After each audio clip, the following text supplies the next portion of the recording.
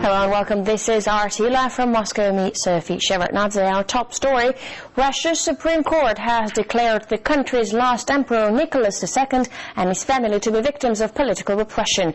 The ruling comes 90 years after their execution.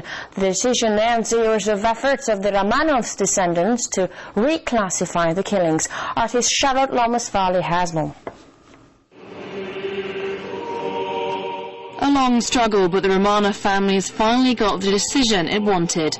Russia's Supreme Court has ruled that the last Tsar, Nicholas II, and his family were victims of political repression and should be rehabilitated.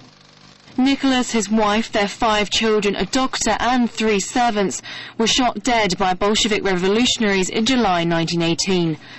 Until now, lower courts have refused to reclassify the killings, ruling that it was simply murder and there were no signs of oppression from the state, a claim always rejected by the descendants' lawyer.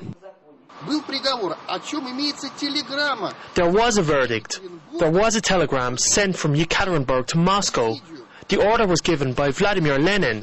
Besides, the Ural Soviets were a legal power at the time and carried out the execution of Tsar Nicholas II and his family.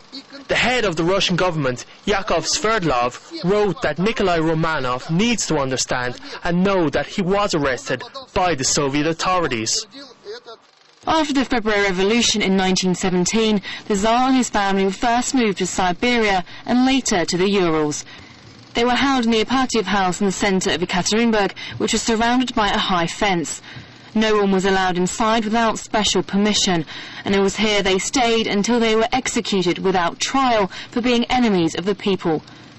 And that was the view of the Soviet state for most of the last century, with Nicholas II regarded as a tyrant. But since the collapse of the Soviet Union in 1991, official attitudes have changed dramatically. The royal family has been reburied with a great ceremony in St. Petersburg and has also been canonized as saints by the Orthodox Church. The ruling of the Supreme Court is mainly symbolic and ends years of efforts by descendants of Tsar Nicholas II who now feel the truth has been restored. It is also a decision that helps Russia move towards closing another chapter in its turbulent history. Charlotte Lomas-Farley, RT, Moscow. In a recent interview with RT, the head of the